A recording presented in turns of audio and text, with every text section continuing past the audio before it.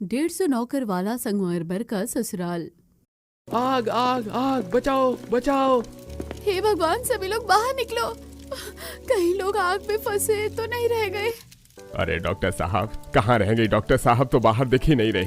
अरे कहीं डॉक्टर साहब अंदर आग में फंसे हुए तो नहीं है? अरे कोई देखो, बचाओ उन्हें। अरे सब जल्दी जल्दी पानी लेकर आओ, पानी डालो। देखो शायद डॉक्टर साहब अंदर ही आग में फंस गए हैं। अगर उन्हें कुछ हो गया तो पूरे गांव के लिए शामत आ जाएगी। हे भगवान, डॉक्टर साहब बहुत ही नेक आदमी है, उन्हें कुछ नहीं होना चाहिए, उन्हें आग से बाहर निकालना होगा। चंद्रपुर गांव में शहर के सबसे बड़े बिजनेसमैन और संगमरमर के व्यापारी सिंघानिया जी के बेटे डॉक्टर हिमेश ने एक मेडिकल कैंप लगाया था, जिसमें काव्या एक स्वयं सेविका थी। एक शॉर्ट सर्किट की वजह से मेडिकल कैंप में अचानक आग लग गई थी और सभी को बचाने के चक्कर में डॉक्टर हिमेश खुद मेडिकल कैंप में फंस गए थे। मैं डॉक्टर हिमेश को देख कर आती हूँ, वो इतने नेक आदमी है, हमें उन्हें बचाना होगा।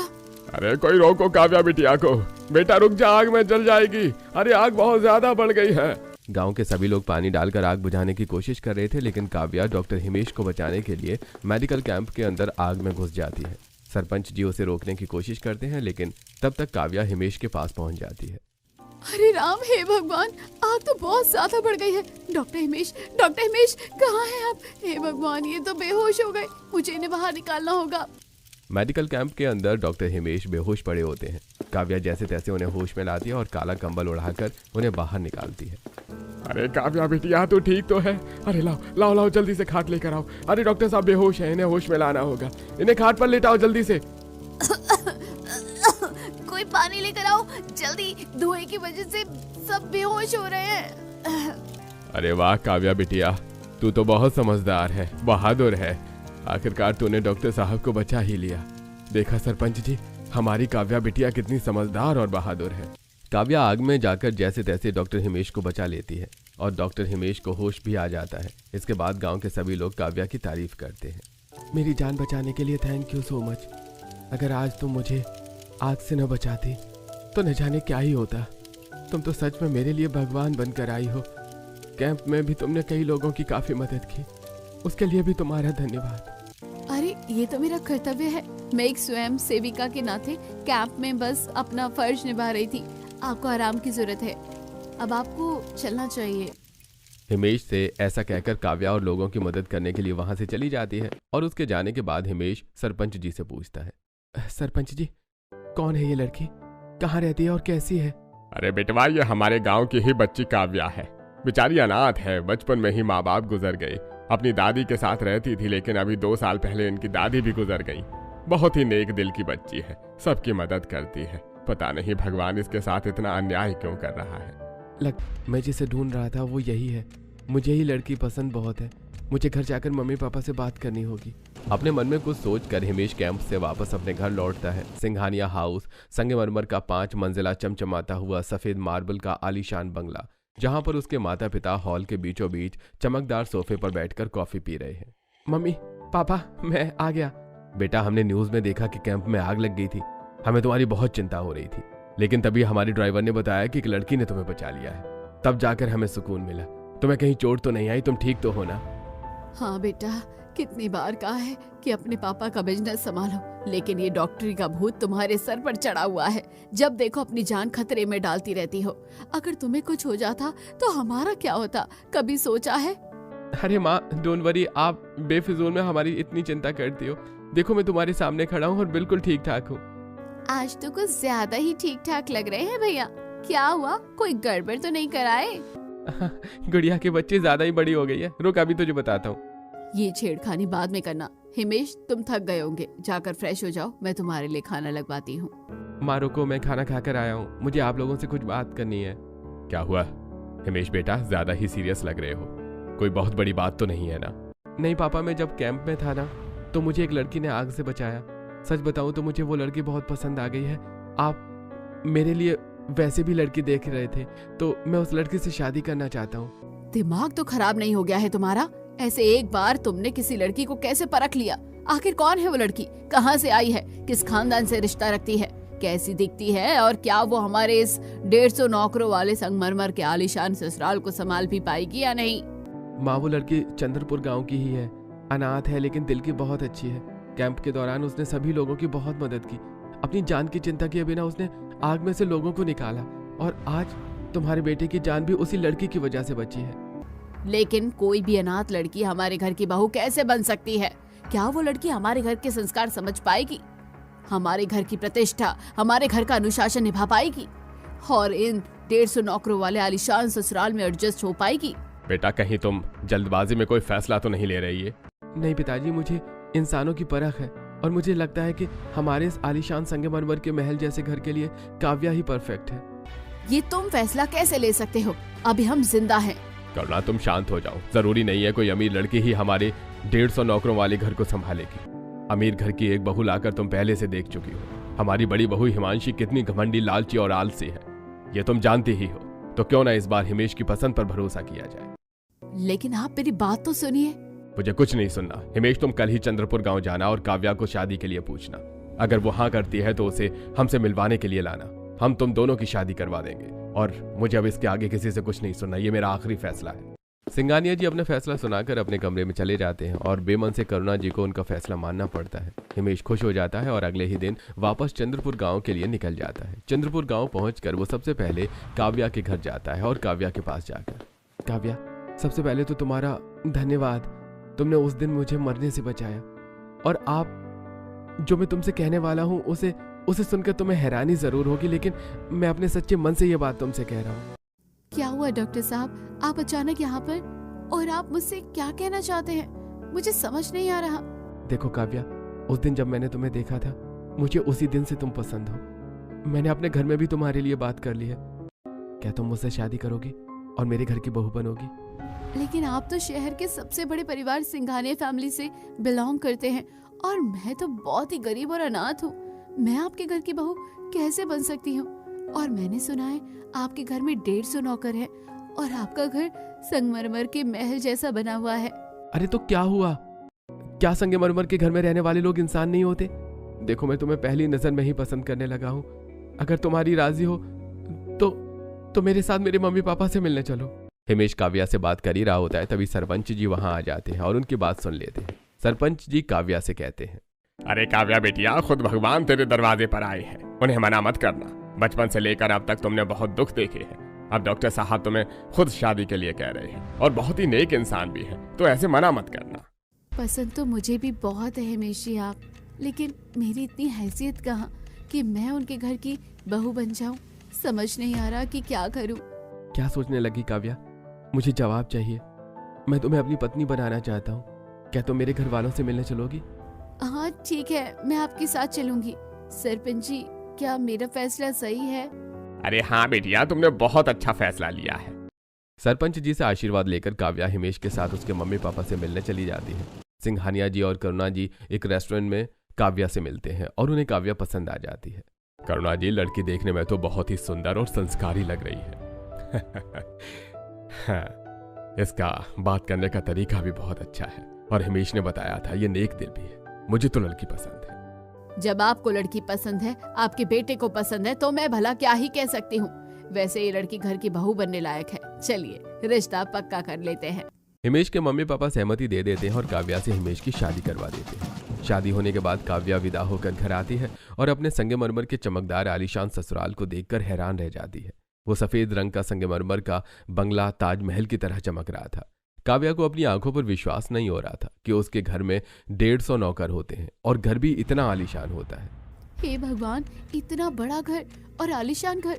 इस घर में तो घर वालों से ज्यादा नौकर चाकर हैं। मैं ये सब कैसे मैनेज कर पाऊंगी? कहीं मैंने शादी करके कोई गलती तो नहीं कर दी? अरे क्या सोच रही हो? अब तुम इस घर की रानी हो और ये सभी नौकर जाकर तुम्हारी खिदमत में हमेशा रहेंगे। चलो अब घर के अंदर गृह प्रवेश करो। काव्या हिचकिचाते हुए गृह प्रवेश करती है। एक नौकर उसके कदमों के नीचे कालीन बिछा रहे होते हैं, तो कुछ फूल बरसा रहे होते हैं, तो कुछ गर्म पानी, सूप और गर्म कॉफी लेकर खड़े होते हैं। अरे बाहर ही खड़े रहोगे? इतनी ठंड हो रही है। चलो घर के अंदर आओ, गृह प्रवेश करो। काव्या की जेठानी हिमांशी गृह प्रवेश में उनकी आरती उतारती है और उसके बाद तुरंत अपने कमरे में चली जाती है। इसके तो यही हाल है, ये कभी भी नहीं सुधर सकती। पता नहीं क्यों हमेशा इतनी घमंड में रहती है। खैर, तुम लोग जल्दी से घर के अंदर आओ। बाहर बहुत ठंड है और अपने अपने कमरों में जाकर आराम करो। सभी लोग अपने अपने कमरों में चले जाते हैं और काव्या हिमेश के साथ अपने कमरे में जाती है। हिमेशी, आपको नहीं लगता कि ये घर से ज्यादा महल है?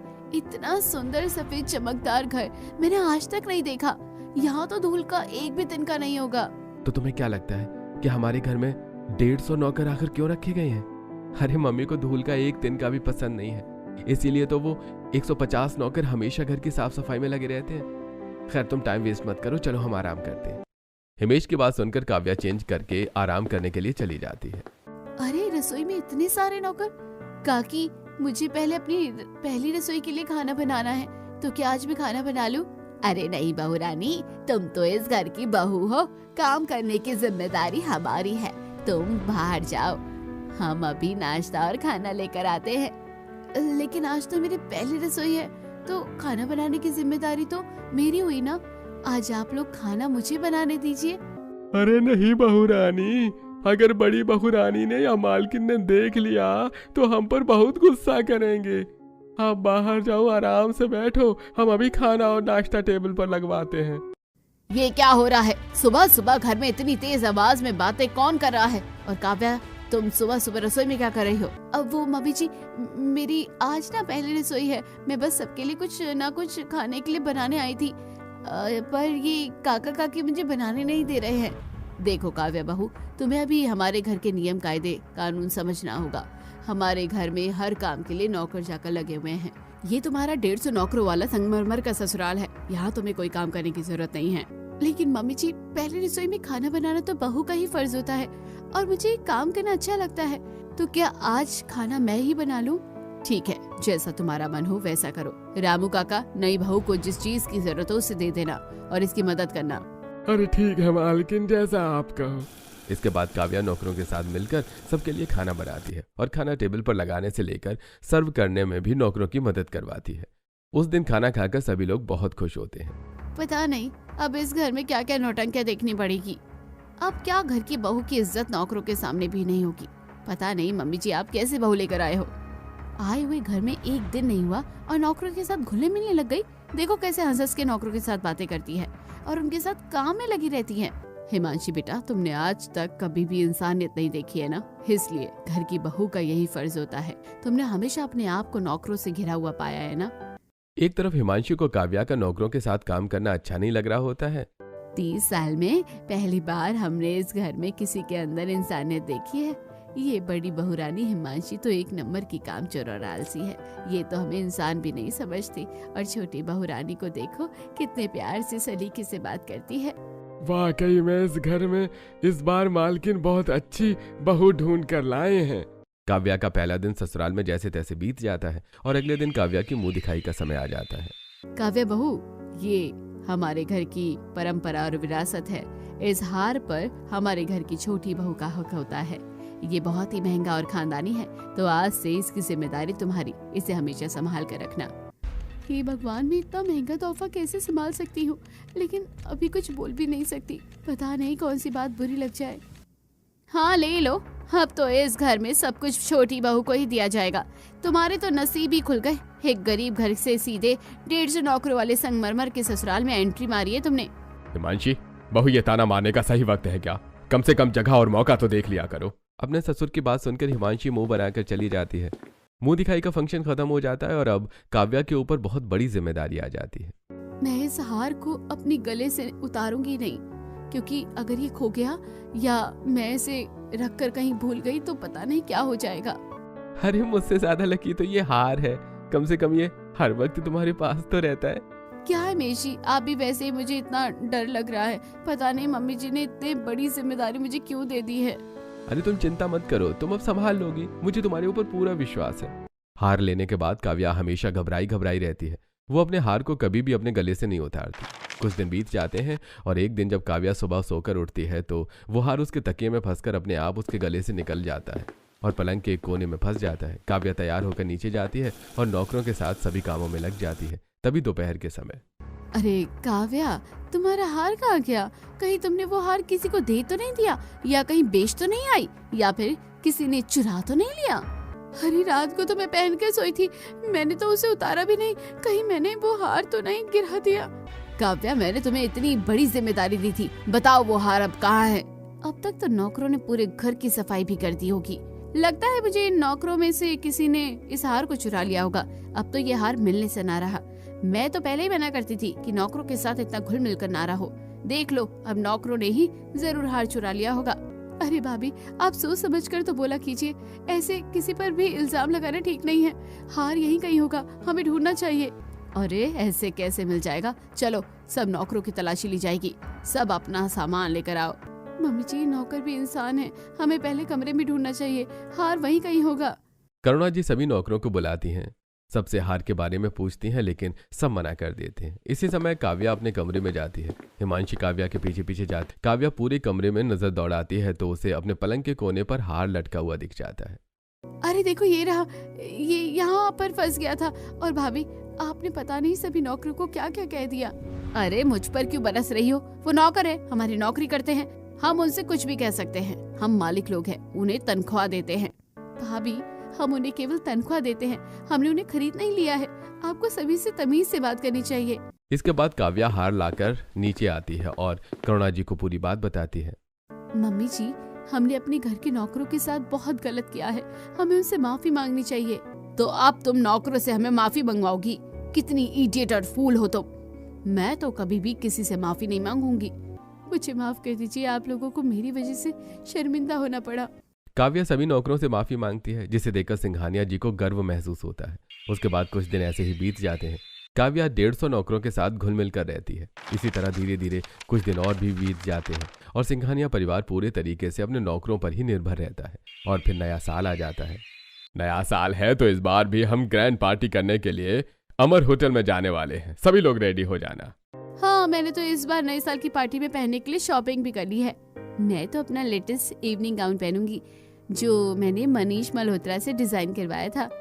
क्या हम अपना नया साल अपने वर्कर के साथ नहीं मनाएंगे? आखिर इन्होंने पूरे साल हम लोगों की सेवा की है, हमारे लिए काम किया है। हमारे घर में एक गिलास पानी तक कोई अपने आप नहीं लेता। हम लोग पूरी तरीके से नौकरों पर डिपेंड है। तो क्या हम इनका न्यू ईयर स्पेशल नहीं बनाएंगे?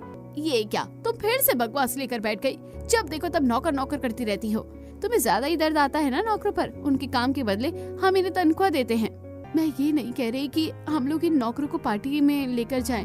मैं तो बस इतना कह रही हूँ कि पूरे साल भर जिन लोगों ने हमारा ख्याल रखा, हमें उनके नए साल को स्पेशल बनाने के लिए कुछ जरूर करना चाहिए। बताओ काव्या बहू, तुमने क्या सोचा है? अगर तुम्हारा सुझाव हमें पसंद आता है तो हम जरूर करेंगे। पापा जी, मैं सोच रही हूँ कि क्यों ना नए साल वाले दिन हम लोग पार्टी के लिए जाएं, लेकिन उसी दिन मैं या फिर अगले दिन अपनी छत पर एक पार्टी का इंतजाम करें। अच्छा खाना खिलाएंगे और अच्छे से उनका नया साल मनाएंगे। लेकिन बेटा, घर पर इतनी सारी तैयारी करने के लिए तुम्हें नौकरों की मदद चाहिए होगी और तुम उसी दिन नौकरों से काम करने के लिए मना कर रही हो। आप चिंता मत करिए पापा जी, आप बस परमिशन दीजिए, बाकी की तैयारियां मैं कर लूंगी। काव्या की बात सुनकर सिंघानिया जी खुश हो जाते हैं और वो उसे नौकरों के लिए नया साल मनाने की परमिशन दे देते हैं। काव्या छत पर पूरी तैयारी करती है, बढ़िया बढ़िया खाना मंगवाती है और अच्छे तरीकों से नौकरों का नया साल मनाती है। पार्टी के दौरान, अरे आज तक हमें इस घर में इंसान तक नहीं समझा गया और इस साल नई बहू ने हमें हमारी अहमियत का एहसास दिलाया।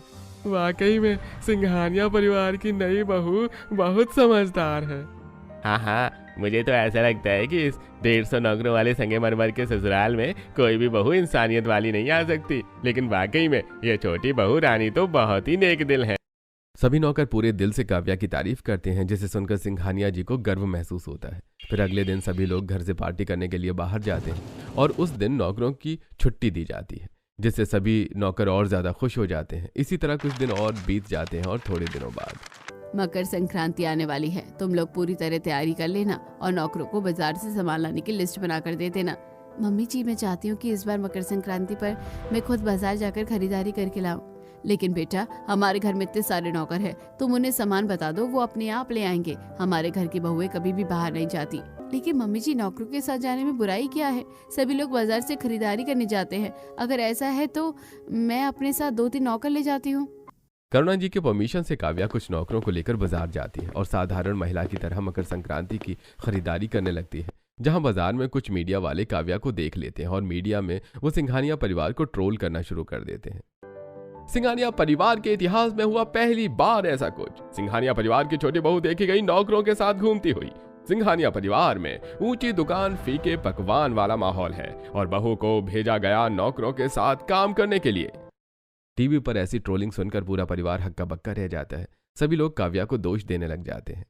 ये सब तुम्हारी वजह से हुआ है। तुम्हें ही नौकरों से ज्यादा घुलने मिलने का शौक था ना, और नौकरों के साथ खरीदारी करने का भी। मैंने मना किया था ना नौकरों के साथ जाने के लिए, लेकिन तुम नहीं मानी। पूरे शहर में हमारी बदनामी हो रही है। काव्या बेटा, मुझे तुमसे ये उम्मीद नहीं थी। बताओ इन सब से कैसे बचा जाएगा? कोई जवाब है तुम्हारे पास? पापा जी, आप एक काम कीजिए, आप मीडिया को बुलाइए। मैं उन्हें कुछ बताना चाहती हूँ और अपना इंटरव्यू देना चाहती हूँ। क्या मीडिया को बुलाना ने सही रहेगा? जी पिताजी, आप बुलाइए तो सही। मैं मीडिया वालों से खुद बात करूंगी। काव्या की बात सुनकर सिंघानिया जी मीडिया वालों को बुलाते हैं। मीडिया वालों के सामने काव्या, आप लोग होते कौन है हमें जज करने वाले? पहले आप ये बताइए, क्या नौकरों के साथ बाहर बाजार जाकर खरीदारी करना गलत है? क्या नौकर हमारे घर में केवल काम करने के लिए होते हैं? क्या वो इंसान नहीं होते? और कौन सा ऐसा कानून है जो कहता है कि अगर आप अमीर हो तो आप गरीब की इज्जत ना करो, उनके साथ बातचीत ना करो, उनके साथ बाहर ना जा सको? आप लोगों को माफी मांगनी चाहिए, मेरे परिवार से भी और हमारे 150 नौकरों से भी। काव्या की बात सुनकर सारे मीडिया वाले शर्मिंदा हो जाते हैं और पूरे परिवार और नौकरों से माफी मांगते हैं और घर से चले जाते हैं। मीडिया वालों के जाने के बाद आप लोगों को सोचना चाहिए कि ये नौकर जो हमारे घर में काम कर रहे हैं, ये भी इंसान हैं और हम किसी की बातों में आकर उनकी इतनी बेइज्जती नहीं कर सकते। शाबाश बेटा, आज तुमने बहुत बड़ा काम किया है। सिंघानिया जी शाबाशी देकर चले जाते हैं। उसके बाद काव्या, इस बार मकर संक्रांति पर क्यों ना हम अपने नौकरों को कपड़े और मिठाइयाँ दें? लेकिन हम दिवाली पर तो सभी को कपड़े मिठाई का इनाम देते ही हैं, और मकर संक्रांति वाले दिन हम नौकरों को छोड़कर बाहर गरीबों में जाकर दान करते हैं। तो इन नौकरों को इतना सर पर क्यों चढ़ाना? हाँ बेटा, हम बाहर गरीबों में जाकर दान करते हैं तो नौकरों को देने की क्या जरूरत है? मम्मी जी, जो लोग हमारी दिन रात सेवा करते हैं, क्या हम उनके लिए कुछ नहीं कर सकते? आप चिंता मत करो, जिस दिन मैं बाजार गई थी उसी दिन मैं सभी नौकरों के लिए कपड़े और मिठाइयाँ लेकर आई थी। हम मकर संक्रांति पर सभी को बांटेंगे। ठीक है, अगर तुम्हें यही सही लगता है तो तुम कर सकती हो। इसके बाद संक्रांति वाले दिन काव्या सभी नौकरों में कपड़े और मिठाइयां बांटती है, जिसे देखकर सिंघानिया जी खुश हो जाती हैं और काव्या को शाबाशी देती हैं। इसी तरह कुछ दिन बीत जाते हैं और एक दिन दोपहर के समय, मुझसे तो उठकर चला भी नहीं जा रहा। मेरे पैरों में बहुत दर्द हो रहा है। ऐसा लग रहा है कि अगर मैं 2 कदम भी चली तो मैं गिर जाऊंगी। करुणा जी की आवाज सुनकर सभी भागते हुए कमरे में आते हैं। क्या हुआ माँ, आप इतनी जोर से क्यों चिल्लाई? बेटा, मुझसे भी खड़ा नहीं हो पा रहा है। मेरे घुटनों में बहुत तेज आवाज आ रही है। ऐसा लग रहा है कि दर्द की वजह से मेरी जान ही निकल जाएगी। आजकल तो पैरों का दर्द बढ़ गया माँ। मेरे भी पैरों में बहुत दर्द होता है। मुझे भी जमीन पर बैठना मुश्किल हो जाता है। मैंने आप लोगों को पहले ही कहा था, ये सब बिल्कुल काम न करने का नतीजा है। हम लोग बिल्कुल भी काम नहीं करते हैं और पूरी तरीके से नौकरों पर डिपेंड रहते हैं। अगर हम अपने शरीर को नहीं चलाएंगे तो हमारा शरीर बिल्कुल खराब हो जाएगा। यहाँ माँ की तबीयत खराब है और तुम्हें अपना भाषण देना है। फिर से तुम नौकरों की तरफदारी करने लग गई हो। पता नहीं 150 नौकर वाले संगमरमर के ससुराल में आकर भी इसकी सोच अमीरों वाली नहीं हुई है। अभी भी इसकी सोच वैसे ही गरीबों वाली है, गंवार की गंवार जैसी है। अब तुम दोनों आपस में बहस करना बंद करोगी? पहले हम इन्हें डॉक्टर के पास लेकर चलते हैं। इसके बाद सिंघानिया जी पूरे परिवार के साथ करुणा जी को डॉक्टर के पास लेकर जाते हैं। डॉक्टर करुणा जी का चेकअप करते हैं। सिंघानिया जी, आपकी पत्नी के घुटनों को ग्रीस खत्म हो गई है। उनकी कटोरियां बदलनी पड़ेंगी, वरना आपकी पत्नी को चलने फिरने में बहुत दिक्कत होगी और इन्हें अपाहिज की तरह जिंदगी बितानी पड़ेगी। लेकिन डॉक्टर, अचानक से यह सब कैसे हुआ? इससे पहले तो ऐसा कभी नहीं हुआ। सिंघानिया जी, कोई भी चीज अचानक नहीं होती, कोई भी बीमारी अचानक नहीं होती। हर बीमारी के लिए हम खुद जिम्मेदार होते हैं। आजकल के लोग घर में काम नहीं करना चाहते। नौकरों के होते हुए भी वो एक गिलास पानी तक खुद उठाकर नहीं पीते, जिसकी वजह से शरीर जाम हो जाता है। सुनिए, शरीर एक मशीन की तरह होता है, जिसे जितना ज्यादा चलाया जाएगा वो उतना ज्यादा स्वस्थ रहेगा। अगर हम अपने शरीर को नहीं चलाएंगे तो हमारा शरीर हमारा साथ नहीं देगा, और यही आपकी पत्नी के साथ हुआ है। डॉक्टर की बात सुनकर सिंघानिया जी शर्मिंदा हो जाते हैं। मैंने आप लोगों को पहले ही कहा था, अगर हम अपना सारा काम नौकरों के भरोसे रखेंगे और उन्हीं पर निर्भर रहेंगे तो हमारा शरीर खराब हो जाएगा। लेकिन आप लोग अपने 150 नौकर वाले संगमरमर के घर में हर काम नौकरों के भरोसे ही रहते हैं थे। मम्मी जी तो साफ सफाई के लिए भी नौकरों पर ही डिपेंड रहती थी। सही कह रही है काव्या, आज के बाद हमारे 150 नौकर वाले संगमरमर के घर में केवल नौकर काम नहीं करेंगे, हम अपना काम खुद करेंगे। करुणा जी की बात सुनकर पूरा परिवार तालियां बजाता हुआ और सब नेहा को शाबाशी देता।